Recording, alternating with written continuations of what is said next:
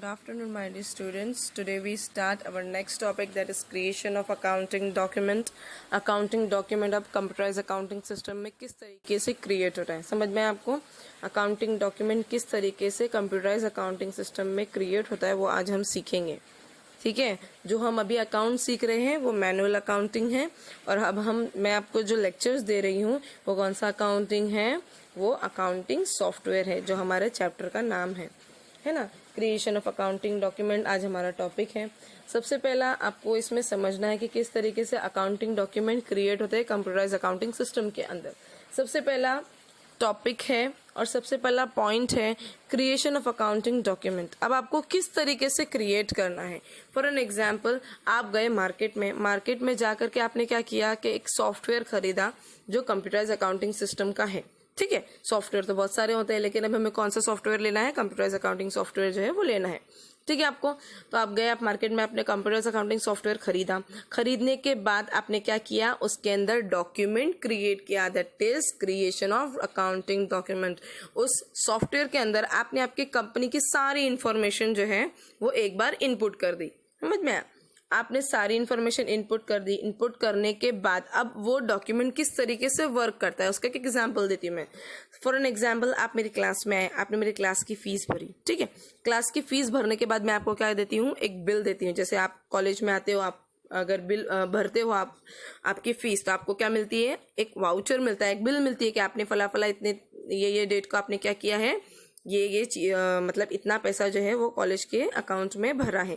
That is called the document. अब क्या किया आपने, उस ट्रांजैक्शन को अपने कंप्यूटराइज अकाउंटिंग सिस्टम के अंदर उस डॉक्यूमेंट को रिकॉर्ड किया कि आज मुझे इस स्टूडेंट्स ने ये फीस भरी और आज की डेट ये है और अमाउंट इतना है। ठीक है, अब आगे ट्रांजैक्शन किस तरीके से रिकॉर्ड होता है। अब हमने उस ट्रांजैक्शन को रिकॉर्ड किया, जो ट्रांजैक्शन आपने रिकॉर्ड किया वो परमानेंटली आपके अकाउंट में क्या हो गया, रिकॉर्ड हो गया। आपको सारी डिटेल मिल गई, समझ में आया, आपने डेट डाल दिया, सब कुछ डाल दिया। ठीक है, उसके बाद जैसे आप आपके सामने पिक्चर देख रहे हो कि कुछ लेजर अकाउंट है, क्रेडिट है, डेबिट है। तो credit liability and income, debit expenditure and assets, profit and loss account, balance sheet, ये सारी चीज़ें में मुझे आपको समझाने की जरूरत नहीं है, आपने 11th में भी पढ़े और आपको मैंने अभी फिलहाल इसमें फाइनल अकाउंट में भी समझाया है कि किस तरीके से बैलेंस शीट के अंदर क्या क्या चीज़ें आती है, प्रॉफिट एंड लॉस अकाउंट के अंदर क्या क्या आता है, कौन सा डेबिट में जाता है, कौन सा क्रेडिट में जाता है। ठीक है, ये पूरा प्रोग्राम जो आप अभी सीख रहे हो मैनुअल अकाउंटिंग के अंदर, मतलब आप क्लास में जो सीख रहे हो, मैं आपको जो सिखा रही हूँ, जो आपने 11th में सीखा है, ये सारा का सारा प्रोग्राम ऑलरेडी रिकॉर्ड रहता है किसके अंदर, उस सॉफ्टवेयर में, कंप्यूटराइज अकाउंटिंग के सॉफ्टवेयर में रिकॉर्ड होता है। आपको सिर्फ क्या करना है, उस सॉफ्टवेयर के अंदर आपको आपकी कंपनी की इंफॉर्मेशन जो है वो डालनी है। और हाँ, अभी आप जो सीख रहे हो वो मैनुअल अकाउंटिंग है, वो बात होगी। ठीक है, लेकिन अब मैं जो आपको सिखा रही हूँ वो क्या है, कंप्यूटराइज अकाउंटिंग सिस्टम। ना जर्नल करना है, ना लेजर करना है, ना कोई बैलेंस शीट बनानी है, ना प्रॉफिट एंड लॉस अकाउंट बनाना है, ना ट्रेडिंग अकाउंट बनाना है, कुछ भी नहीं बनाना है आपको।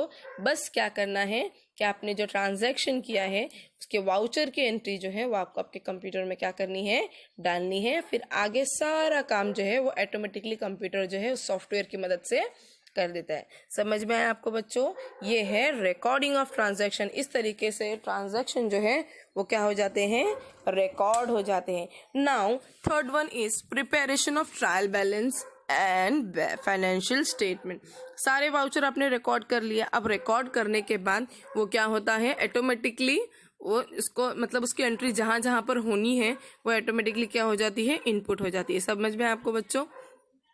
नाउ अभी आप जैसे देख सकते हो कि इनपुट डेटा, जैसे ही आपने डेटा इनपुट किया आपके कंप्यूटर के अंदर और सॉफ्टवेयर के अंदर, आपने लिखा कि मुझे कोई भी मतलब 5000 रुपीज़ जो है वो आए। ठीक है, डेटा इनपुट किया।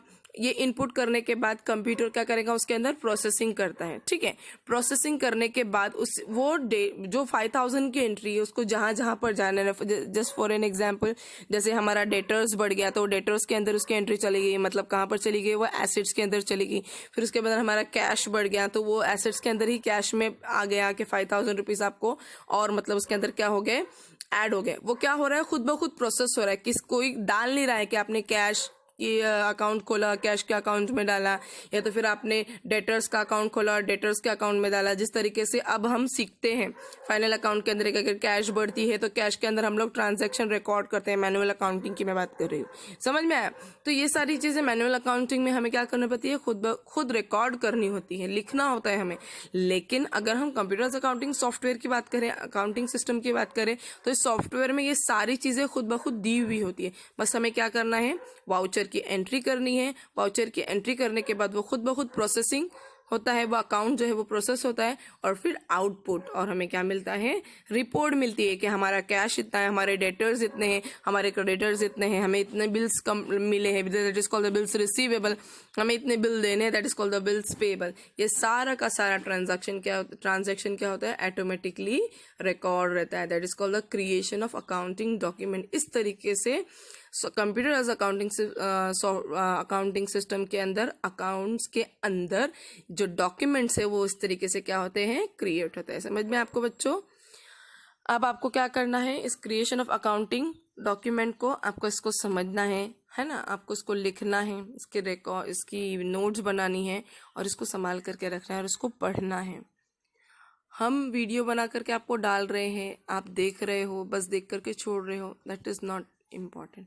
लेकिन आपको इसको लिखना भी है, आपको इसको पढ़ना भी है, इसको समझना भी है ना? समझ में आपको बच्चों? ये आपके फ्यूचर के लिए बहुत ज्यादा काम वाली चीज है, और स्पेशली ये चैप्टर कंप्यूटराइज अकाउंटिंग सिस्टम, अगर आप आगे कभी बैंक में वर्क करते हो तो आपको ये लिए बहुत ज्यादा यूजफुल चैप्टर बनेगा। समझ में आपको बच्चों? और इसके मदद से